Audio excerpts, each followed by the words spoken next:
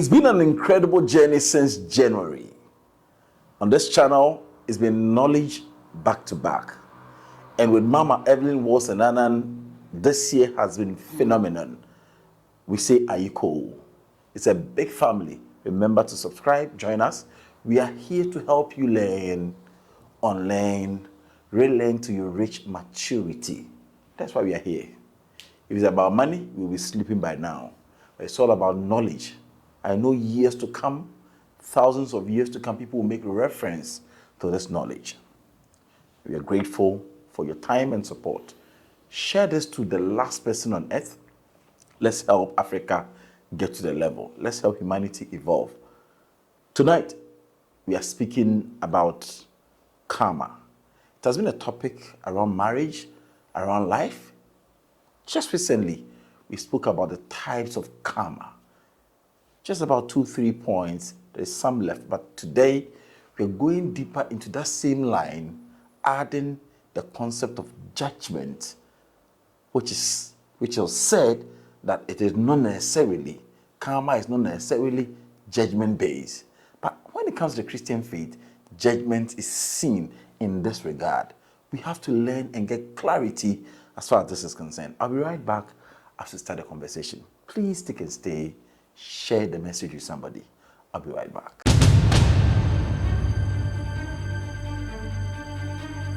Welcome, Mama Evelyn Wosenanan. Thank you, Nyansa. This is the last interview for 2025. Are you cool to you? Thank you. We're grateful for your time. I know some of the times are uncomfortable times for you, but you still make it available for us. We're very grateful for your time the whole year. We say, are you cool to you? Thank you very much. Today, we are continuing from where we left off. So go and watch the old video so you appreciate this one. But if even you're watching for the first time, there's so much you can learn through it. We're still on karma.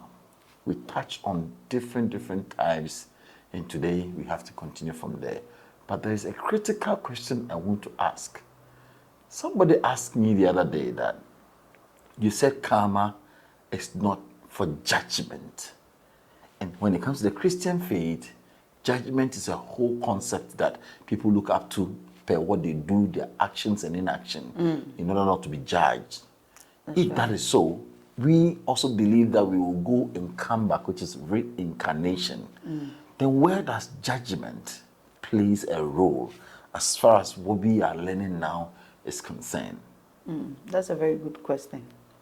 Now, before I answer that question, let me take the opportunity to greet all my loved ones, the supporters and the followers of the AYAK movement and all those who are on our mentorship platforms and learning. I also appreciate the crew who are making this message possible to come on air. Keep supporting, subscribing and share. Promote the TV so that we can get more knowledge out there. My first stand will be a refreshing of the mind of the listeners. I don't easily forget things that I say or the topics I teach.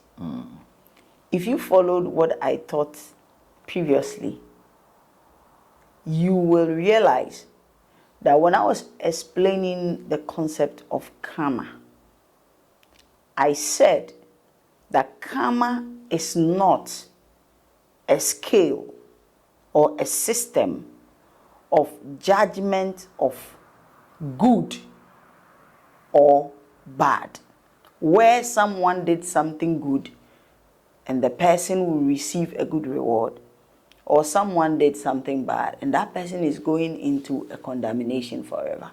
That's not how karma operates. I explained in detail that karma is a necessary fundamental of creation. It serves as one of the pillars of the foundations of this life. And I elaborated extensively on how our world was created, the laws that holds our world together, that makes it possible for us to have an experiential God being in this realm. So judgment in itself today, I'm going to put judgment side by side with karma for a better understanding. Karma, as I've already said, is a foundation of this world, so that whatever you reap or whatever you sow, you will reap. Simple. Karma is not there watching you to make a mistake so that you can be judged. It is a platform of choice making. Once you choose to acknowledge that I came into this existence and I fulfilled my destiny, I elevated the human race, that very moment, you have subscribed onto a karma, which is a record of your doing. A record of your doing. Now, when we talk about judgment, from where all of us have received our programming, our religious upbringing, and faith teachings, we perceive judgment to be a place where those who have committed evil on earth go and they sit to reflect on what they've done, to be condemned. Whenever we mention judgment, the mind of people is, okay, if you do wrong things, you go to hell, or you'll be judged into eternal condemnation. Judgment in itself, as a soul, no soul can be judged.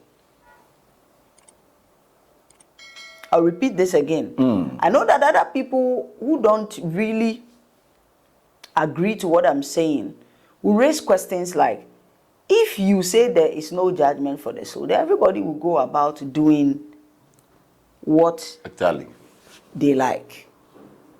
But let's take our time. We need to understand this deeply. No soul will be judged into eternal condemnation. Okay.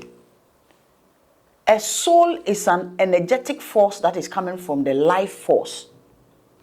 All creations put together, called God. I mentioned the other time that I was teaching. If we put every creation within the worlds, we will see what we refer to as God.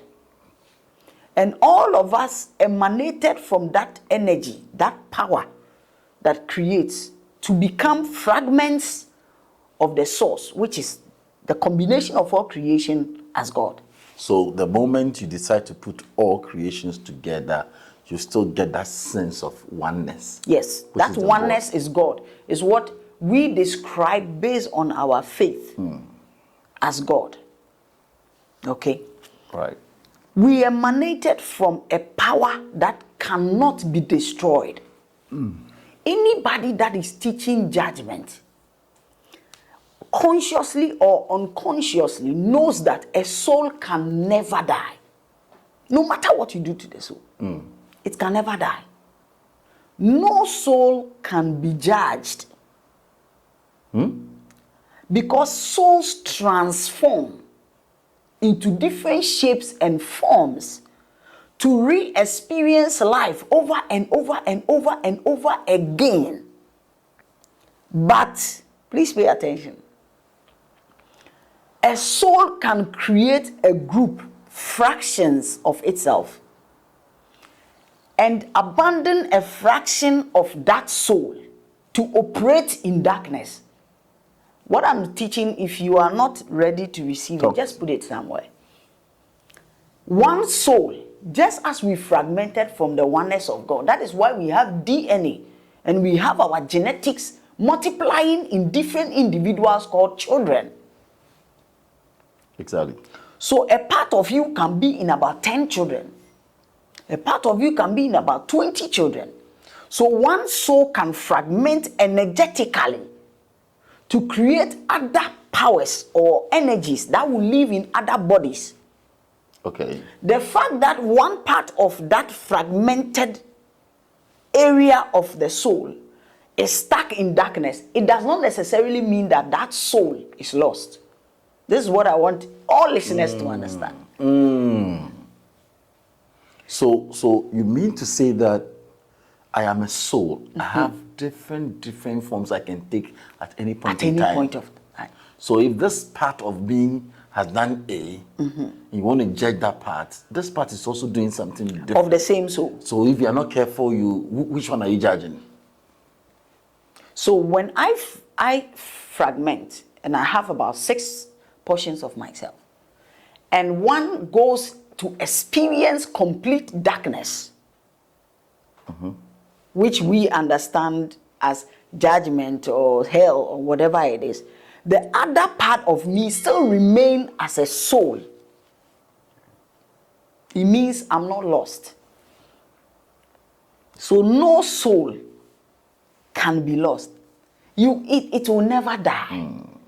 There is no way a soul can perish eternally, because that soul that you are calling a perishing soul in hell has lived billions of years before the formation of this realm.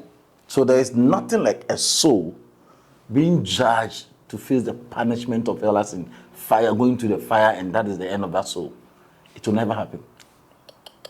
Hell is an experience that souls have based on what they have created through desire, expectation, faith, and belief systems. So my church has described it, and I have also bought that picture, and I'm moving with it, right? That will bring us to one of the area of karma that we are treated, called the collective karma, which works like a tribal karma or a national karma. Whenever you join a group of people and you subscribe to the nature of that group, automatically you have entered into the consciousness of that group. Please pay attention. If you join any group, religious group, a fraternity, or whatever it is, by accepting to be a part of those people, you have accepted to think, behave, and act in the consciousness of that group. So you form a part of the consciousness of that group. Example, there is a way Ghanaians carry themselves. Wherever you meet a Ghanaian, you will know by their nature, the way they behave, that this is a Ghanaian. Why? We have a collective consciousness. There's a way we reason as Ghanaians. There are certain things you will never find in Ghana because we collectively have decided that we will not accept that as part of our life. So by virtue of being born into this country, you become a part of that collective consciousness. The day you shift your consciousness from our kind of consciousness, you hack into a different group consciousness and you behave like them. So let's use a church as an example. All right. I joined, somebody spoke to me about a church. I followed, I joined. I was baptized into the church. They have their own principles as far as life and death and sin and judgment is concerned. So as I join and believe and accept it, anything that they create, I become a part of it. Exactly. Wow. Your consciousness moves from an individual's consciousness into the group consciousness. That is why you begin praying like them, declaring like them. So you are now a part of a consciousness that believes in an empire, a creation. Okay, let me move from hell so that it will be much comprehended by other people. Let's take heaven. Heaven is a collective conscious abode. Now, there are some people that see heaven differently from other group of people. When you come to our settings, the Christian domain, we see heaven as a place where we build our future life. Okay. Okay, so therefore, there are some things you have to do here on earth that will qualify you to go into that state of life. Therefore, any Christian that has a dream of heaven will see things that are ornamentals on earth. Example, Gold. gold, diamonds. Sometimes even you build a home, and that home will be built with something like a crystal. You see, because our collective consciousness as Christians is centered on heaven being an empire we have created by faith. Remember, faith is not the things that exist, but faith are the things that are unseen. They've not happened, but you believe that they are there. So you hope to have that experience, and therefore you live by that hope, and that hope guides you. So for you to understand the communication of the Spirit about where you are going, your spirit, your kra, will now use the collective conscious tokens, which we call signs. Those signs to communicate to you what state of mind or state of heart you have reached in the level of the consciousness. So example, if I go to heaven and I realize that my house is an uncompleted building, it is a sign for me to know that based on the collective conscious projection into the spirit realm in that empire called heaven, I have not lived up to the standard to earn me a complete house. That is not a state of a building in heaven in reality. No, it is a state of your heart, your being, your thought, and your actions here on earth. It has nothing to do with a place that has been created. Wow. Yes. So you're letting us know we created. Yes. It's your own creation. It means in reality, if you're not part of the group, that doesn't exist for you.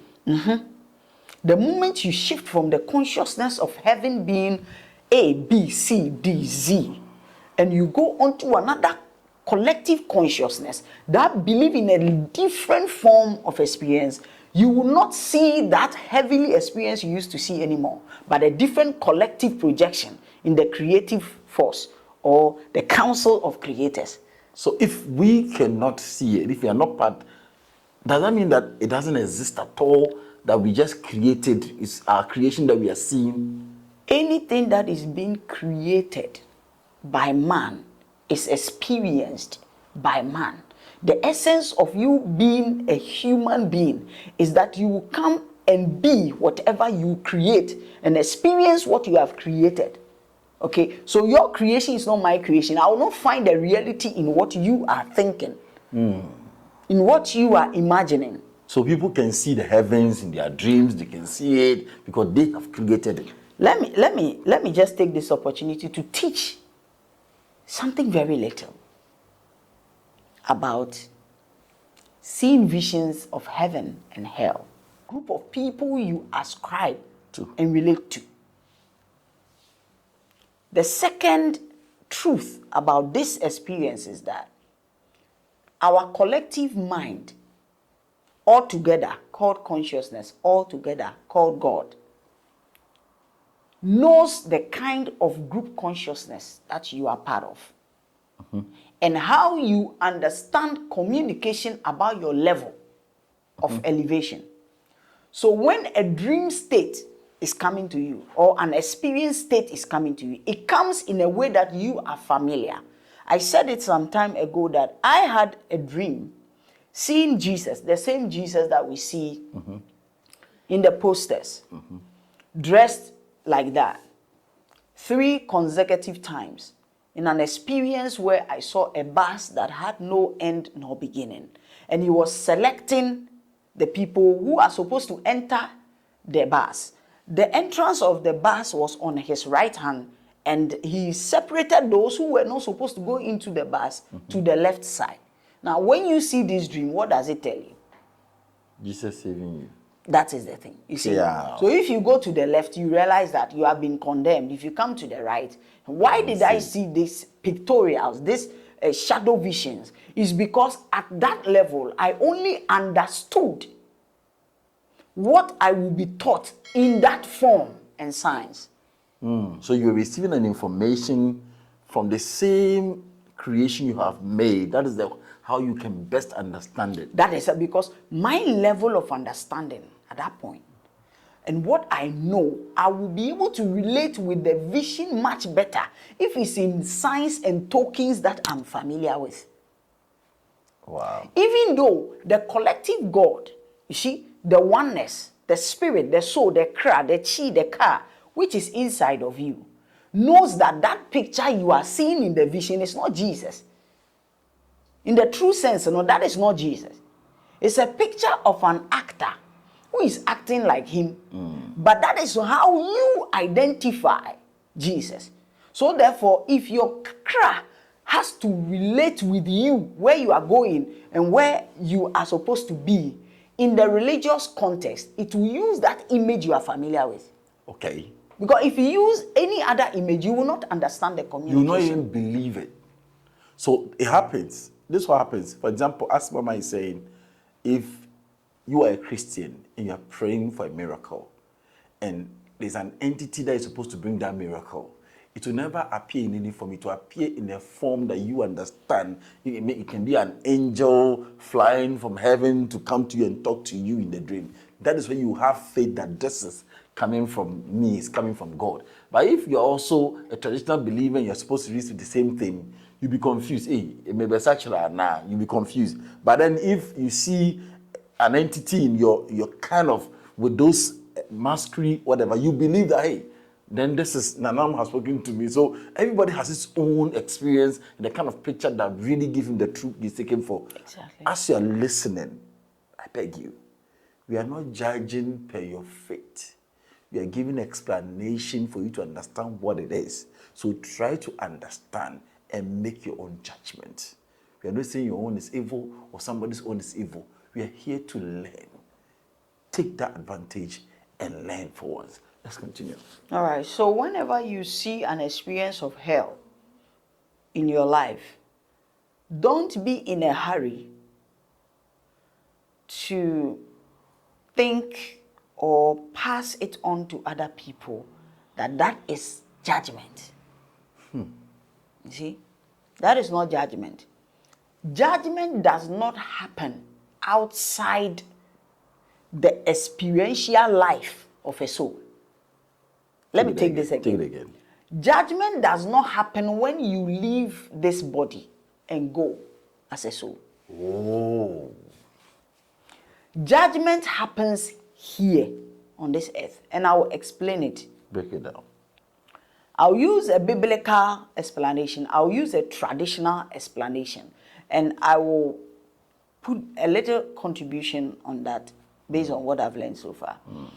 In the scriptures, I will reference Yeshua, well known as Jesus in the Bible. He made reference of what the prophet Malachi said in the book of Malachi concerning the Spirit of God, releasing the spirit of Elijah to come into the world again so that he can turn the heart of sons back to God, the Father. You understand?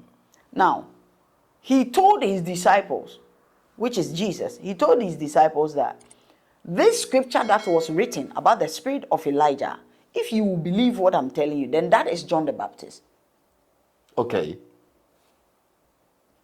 That is John the Baptist. What happened to John the Baptist? He got his head cut off. Why did he get his head cut off?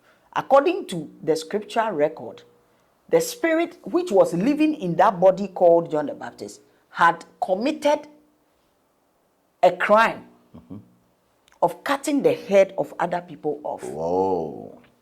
So he comes to be judged in that state. That is where karma comes to play. You will reap whatever you sow. It is not a punishment. It is a choice. It is, as a matter of fact, luxury that is given to anybody that comes to this world. Go and sow whatever you want to reap. That is karma. Wow. Go and sow whatever You want to reap. you want to reap.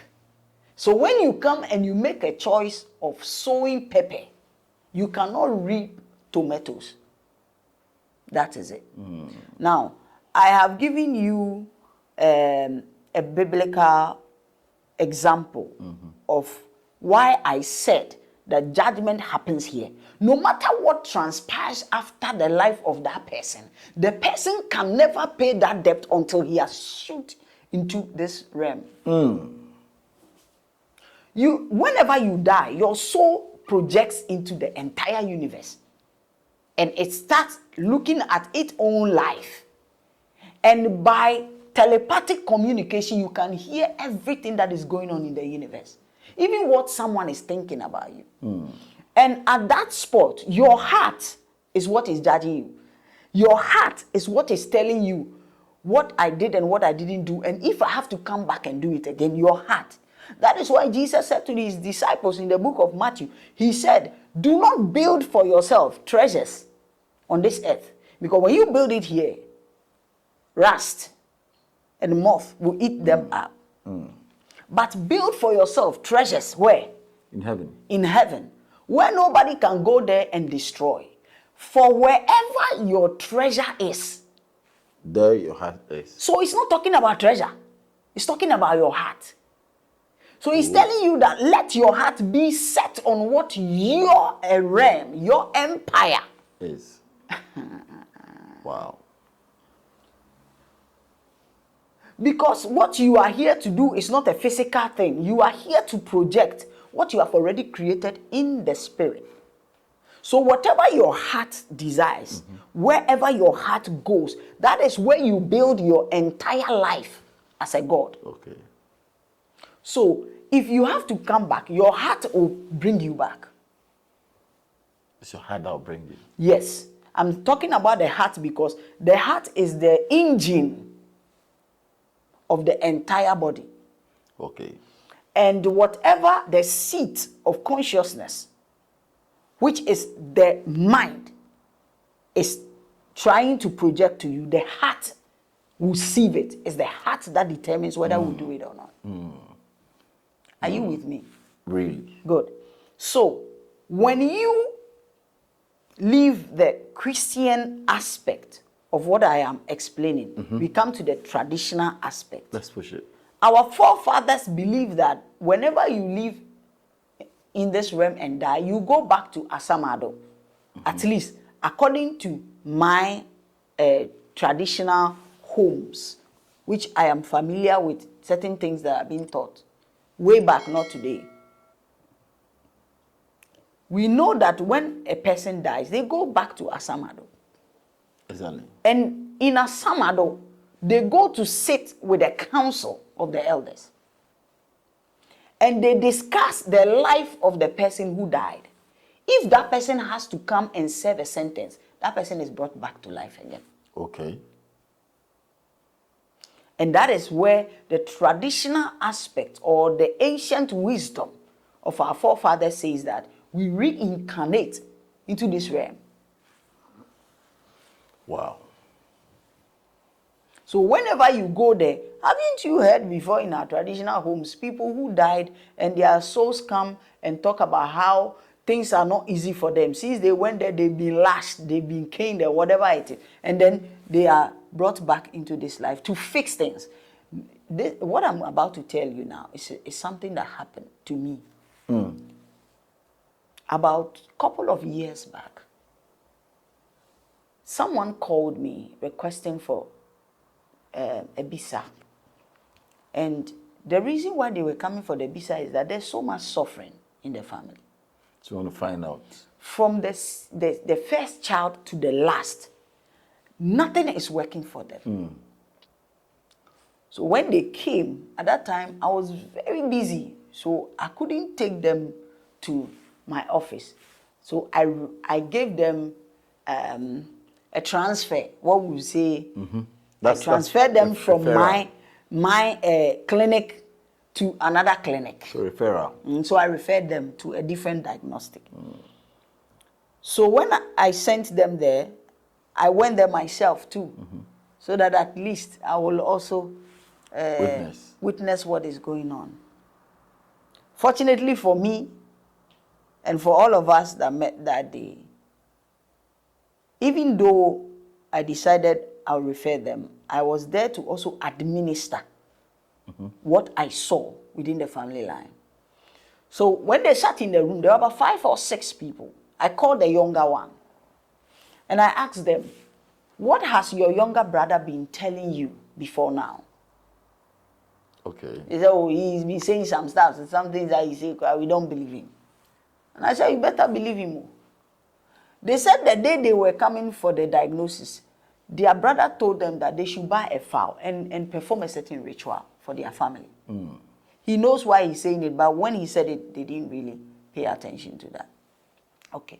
When they came, apparently, it came out that the younger one was the senior when they were alive. A whole family decided to destroy the family line, massacre the entire legacy of the family tree. And when they went back to Asamado, their elders pushed them back to come and fix it. And the younger one has been seeing these instructions in dreams. Sometimes it comes like he channels the instructions and tells them they don't believe him. They don't even listen to him. They will not. When they came and mentioned all of them, when they were in life, what they were doing, what happened to them and stuff.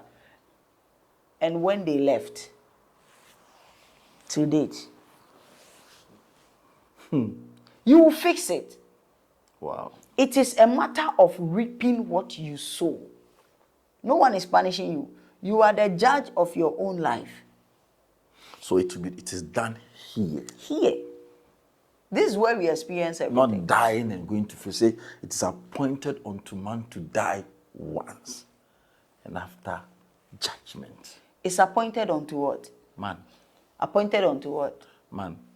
For the last time, it is appointed unto what? Unto man. Not souls. Yes. Souls are not appointed to die once. I get it. Souls are not. That is why someone can die. You can bury the body.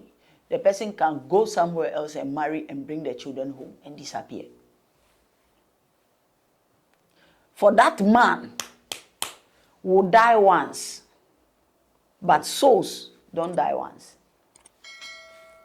Wow.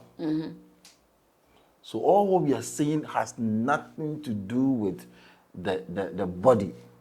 No.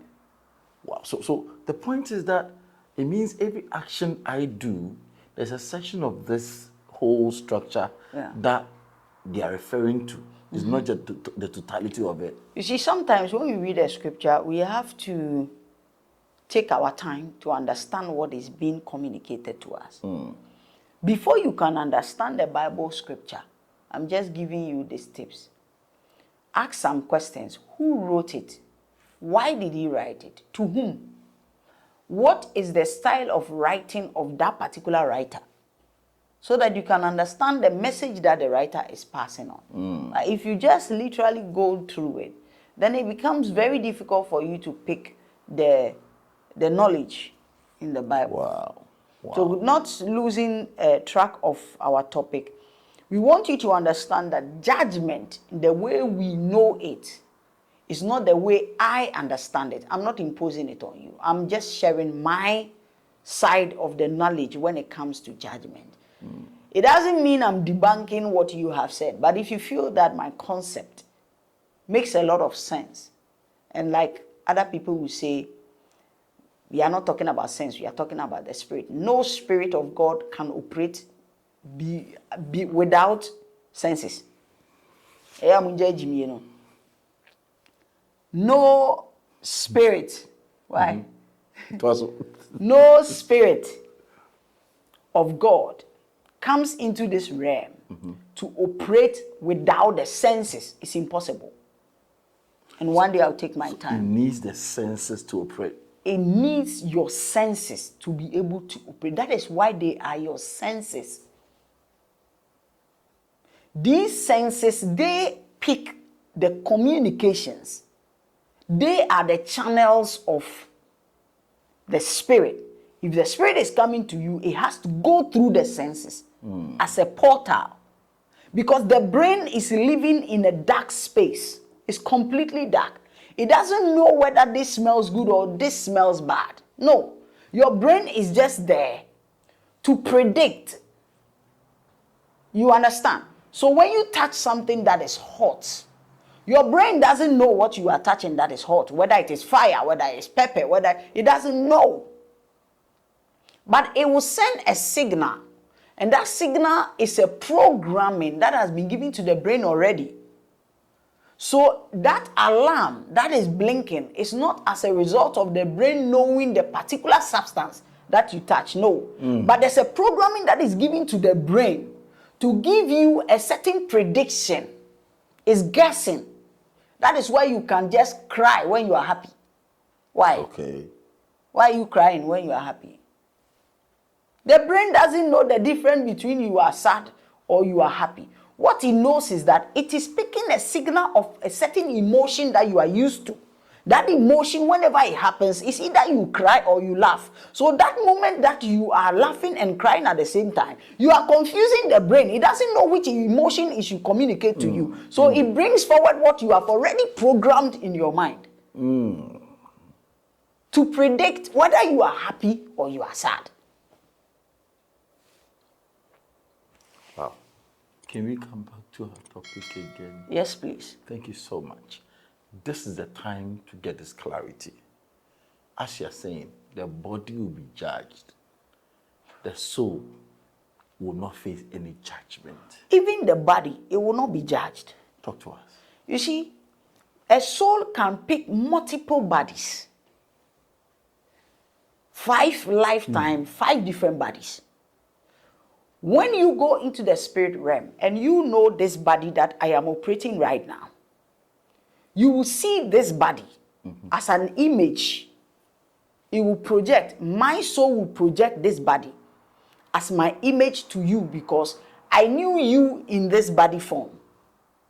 But if I should meet someone that I knew in the last 2 lives that I lived, I will not project this body because the person will not recognize me. I'll project the body of the 2 lives that I had, the same soul, projecting that body 2 lives. That is why angels are able to come in this realm and they walk the streets like human beings and they will disappear. Why? Because the soul is able to take a form. That's what I'm telling you. No soul is going to perish. No soul is going to die. We can abandon the energetic fragmentations. Some of the fragmentations we can abandon to become something else in different realms with different forms and nature. But the soul still remains a soul. Let me break that down a little more. If this is who I am a round energy, okay? A part of me fragments and decides to be a square. And that square gets stuck in a dark world or a dark realm. I can leave that square and still process my destiny in this energetic form and fulfill it. Exactly. And you will see that fragmentation of me. That is why there is no evil or good. It is what serves you and what does not serve you. That which you call darkness is of itself the light. That which you call the light is within itself the darkness. Wow. That is why when you come across scriptures in the Bible, I am that God that commands evil. I am the God that does evil, and I'm the same God that does the good. Don't be confused. It's not too much of a contradiction, but rather an explanatory point to help you to understand the reason why God can be good and God can be evil. You can be good and you can be evil. At the same time. If you don't understand it, just put it somewhere. We'll elaborate more on it. All right? We'll elaborate more on it. Wow. I'll be right back after this break. I know you're learning so much. We will not end it in the middle. I'm coming back to the point that then, why that judgment in the Bible? I'll be right back.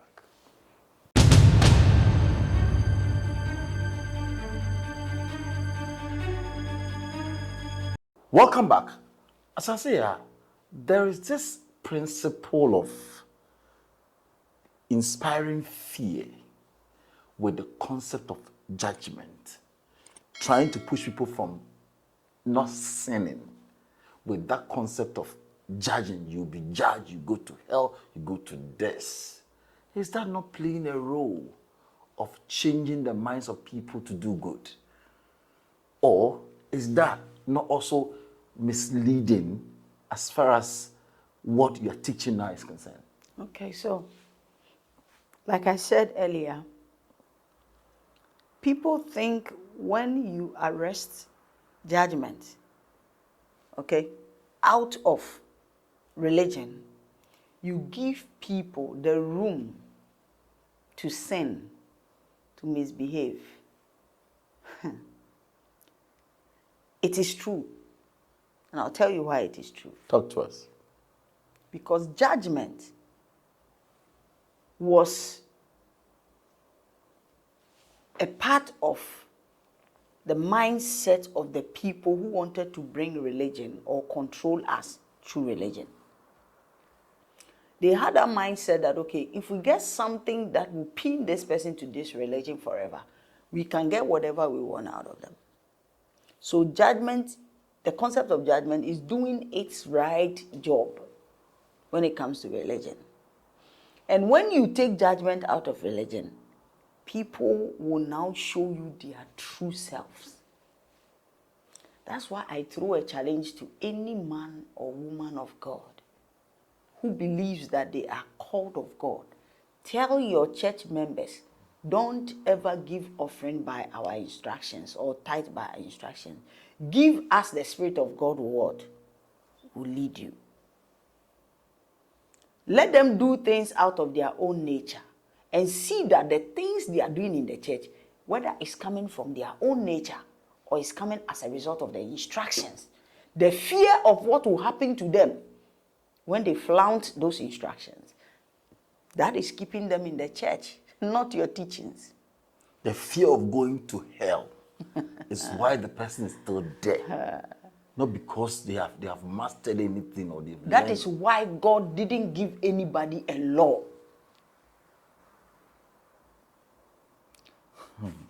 Our collective consciousness, we know everything. We came here to experience by revealing our nature in this material body. And we are not here binded by law because we are a law in our own self. Anybody that has never even been to school, any child that has never learned how to speak language, knows how to suck the mother's nipple. When they need a right. We have the intelligence to tell ourselves what to do and what not to do in every given moment in time. We don't need a manual, a religious manual, or a communal manual to be able to do what is right. We just have to be human beings. We just have to be God in man to be able to do what we are supposed to do. Once you start listening to your own conscience, your conscience is enough law to carry you through the day, to perfect you and make you a better individual in your community. So judgment, the fear of judgment, has made people to keep their nature within themselves, hidden in a beautiful pretense as religious people. And when they face the reality of life, that is where you see the way they have been crushed and broken because of the law of judgment. When I left the church, I almost became a drunkard. Because in my church, there was an instruction, so I cannot drink to that level.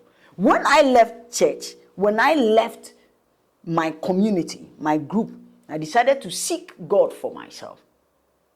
My true nature started coming out. The true nature, when I talk about true nature, I'm not talking about my God nature. The nature that I have taken upon myself all these years pretending to be a Christian. You see, people are good Christians, good Muslims, good whatever they are because of the laws that they have to follow. It's not about protecting The humanity. fear of what will happen to them if they do not follow the laws. The fear has kept them in a certain composure. So they will not shift. But if you take that law away, you will see that this person has not elevated. I tell you, 99.999% of my people do not know what is called character. Because even in the industries of business, we use Jesus as the first bell for wake up. I didn't wake up early. Why didn't you wake up early? In the night I had a dream, and so I had to wake up and pray. Who cares? You give your clothes to a seamstress, and he wants to sew the dress with the grace of Jesus Christ. Who cares? Obi timi bebo obosia no aka kire se wo de fama nyame yadom amba betua hwe ye de nyame yadom tua ka na nka wo amfa nyame yadom ni bi anya sika na amfa ngo. My brother, I have a question for you. That's why I want you to land before I ask that question. The way we are grooming the youth today in the religious sectors, I'm not singling one out. Religion. No, we are creating emotionally weak generation. A generation that doesn't know how to even build character. Why? Because all they know to do is to fear Jesus. Apart from Jesus, they don't fear anybody. Even Jesus, they don't fear Jesus anymore.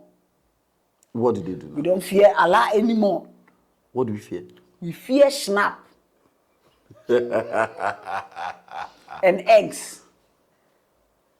We fear the deities. Because in the name of Jesus, someone will come and borrow money from you. And what the person will tell you if you go back for your money, you'll be sad. In the name of Allah, what people are doing, my brother, is sad. So it's not about the fear of the judgment. Sorry.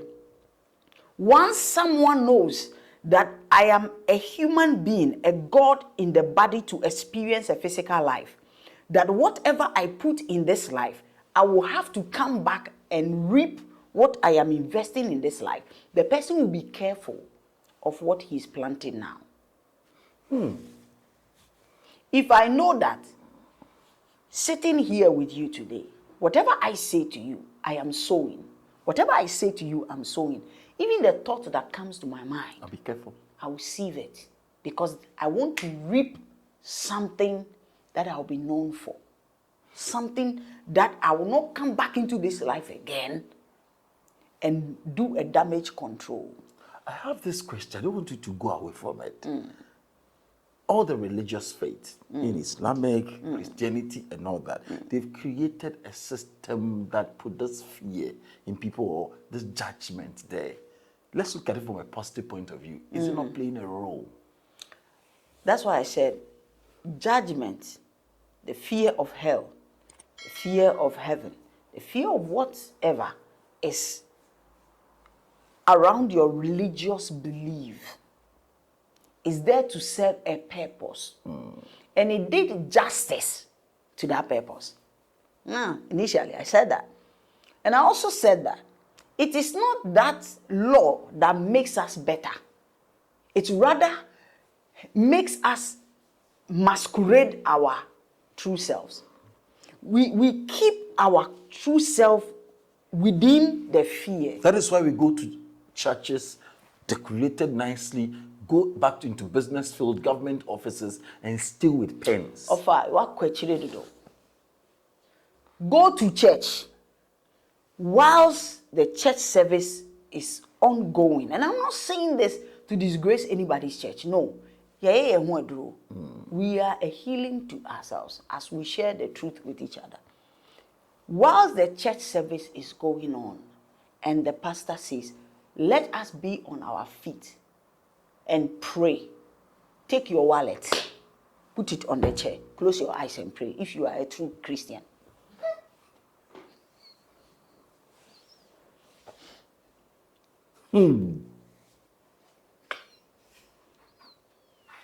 Wow. All of us. You don't have the courage and the vim. Who's Ropo?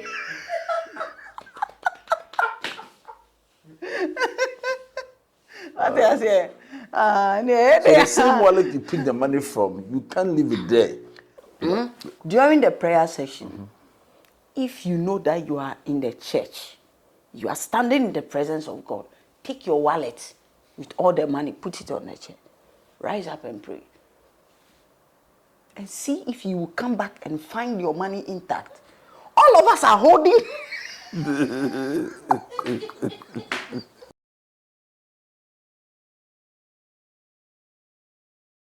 Keeping the people in check. Actually, the one that is making us live a righteous life. That's it. And I'm giving you an example that shows that the fear of hell doesn't change people. It only puts a fear in them that they will not be able to do it in your presence. Do you know what people do when they are not in the church auditorium? Worse. So it is not the fear, but rather, he said, and you shall know the truth, and the truth shall set you free. What we are doing here is that we are not attaching any fear formulas or whatever to what we know. We are handling it back to you in the raw state to process them. It's your choice. It's your choice. Either you do or you stop. Let me tell you something. That's why when I start interpreting what happened in the Garden of Eden by my understanding, people just don't get it. God didn't create an apple of knowledge of good and evil to test people and give them instruction, don't eat it. That's not what God did. But if we should go into the scriptures, and I will explain how I understand the creation story in the book of Genesis. It is a matter of disbelief. What you don't believe in, and you take a decision, your stand. That is why the tree was labeled as the tree of knowledge of good and of evil. Why? It is a knowledge that we needed to acquire in the God state. That is why it tells you that and Adam and Eve, they ate the apple, they realized they were naked. But they were naked already. Which one is realized they were naked? Then other people will tell you because the glory of God was covering them, so they didn't see their nakedness. The fact that they didn't see their nakedness does not mean that they were not naked already. You get it? The matter here is that they came out, they emanated from a consciousness, from an energy. If Adam didn't know that he was naked, then Adam didn't have the name of all the animals that he named.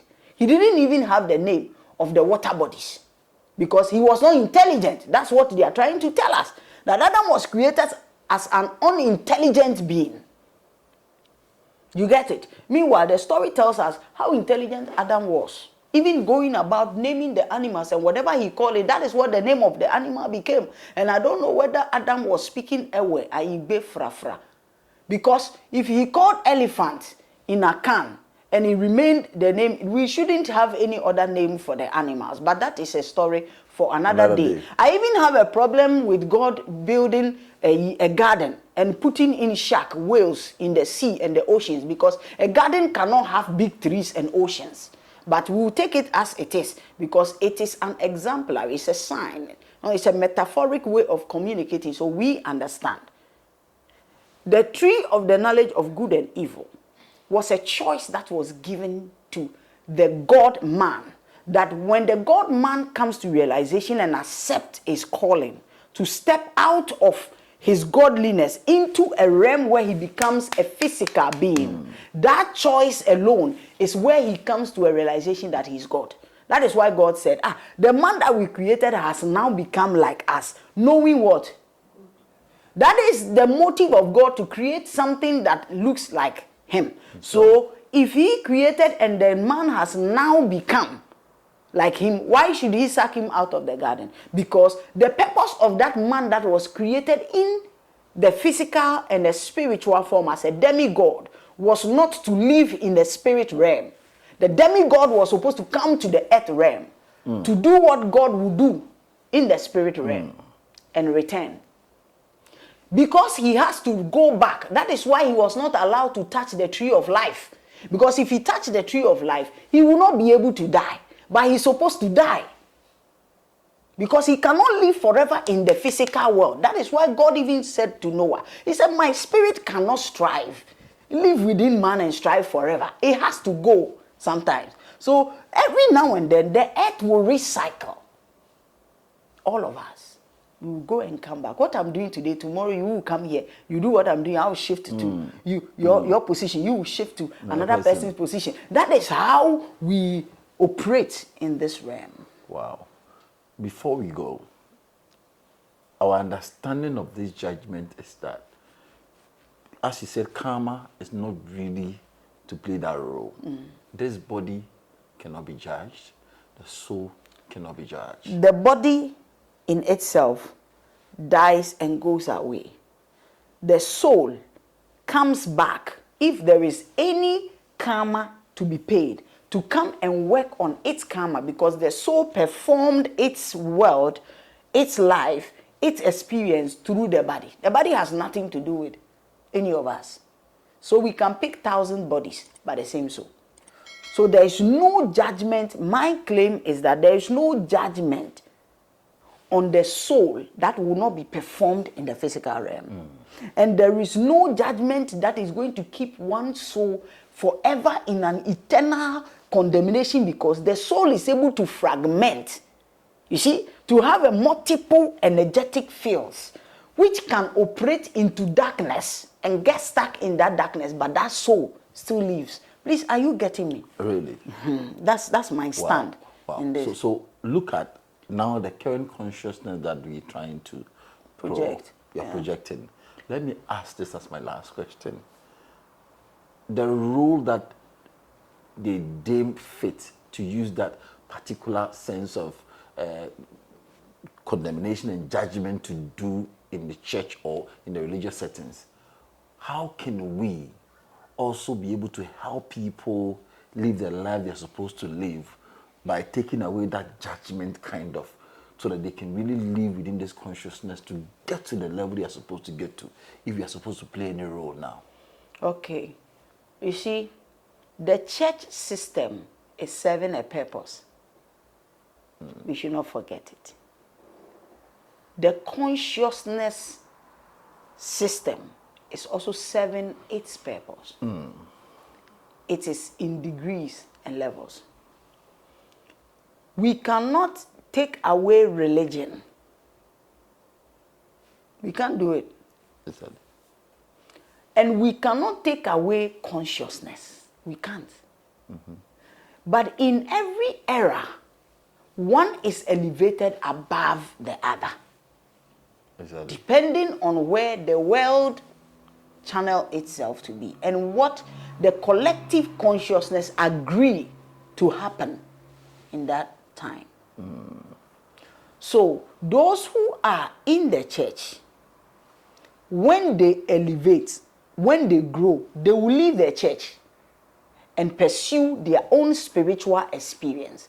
Some people might even understand, practice, accept their spirituality in the church. There are a lot of people who are running churches. When they gain their awakening, they continued. And they are teaching God. They are doing very well. I don't have a church. I go to church. If you invite me, I will come. But whenever I'm listening to a preacher, I'm not listening blindly because I have elevated. So what the preacher is saying, I understand. The ones that are applicable, I will apply it. The ones that are not applicable, I leave them and I move on with my life. So let both of us walk hand in hand. But when you grow from one, you go to another. I tell you, there are some people who are doing awakening. A time will come, they will shift from awakening and go back to religion. The reason is that, you see, some people are doing what we call spiritual high jump. It's like what they are supposed to learn and pick from religion, they don't. Because they heard someone talking about spirituality, they jump into it. And then they don't complete the awakening. So they start practicing religion in the spiritual calling. That is why a lot of people who say they are doing spirituality, majority are converting into another form of religion. Because spirituality doesn't have affiliations. To be a spiritual person is to go on a journey of knowing and experiencing yourself as a true God. It has no connection with anybody. But someone's teaching and experience can elevate you. It can give you some kind of, oh, okay, that's why I'm also... But It doesn't have to be something you are doing because someone is also doing it. Anything you practice without a relationship of the foundation of what you are practicing is called a religion. It doesn't matter how you are doing it. So I hear people doing the traditional way of prayer and stuff, and they say they are in spirituality. That's not spirituality. Traditional religion system is there. Spirituality is there. Christian religious system is there. Islamic religious system is there. And other forms of faith and religious belief system are also there. But whenever you gain your awakening, there are even people who say that they don't belong to any church. But they are okay. They believe that there's a power that exists. Wow. They also, if care is not taken, they will turn that awakening into another form of religion, where people come and they say, me, I don't belong to any church, but I am. But when you ask them why, it's because it's like this, it's like that, it's like that. They don't have a relationship with what they are doing. So let's allow religion to stand on its own and do what it has to do. Like you go to school, there's kindergarten, lower primary, upper primary. What the church is giving to us, if the church itself will be truthful to itself and elevate the teachings that we are receiving for the people, not thinking so much about what we're going to gain from those who are following us, we will do a better job than we are doing now. And people who are waking, they will gain deeper consciousness. But now that we are not ready to accept that, we are giving them in portions. They are babies. So when they grow, they move out of religion, they come into spirituality. And we continue from there. Wow. Thank you so much for your time. You are most welcome. We've learned so much today, and I know we are still not done with Karma. We appreciate your time and everything. Greetings to Ayak. If anybody want to get in touch with you, which contact can we use? All right, so my number still remain the same for the Ayak mentorship at 054 084 7206. 054 084 7206. You chat us on WhatsApp. You make a request whether you want to join the mentorship or you want some form of counseling in the awakening journey. Thank you very much. Thank you so much. We bring it to a close. Bye for now.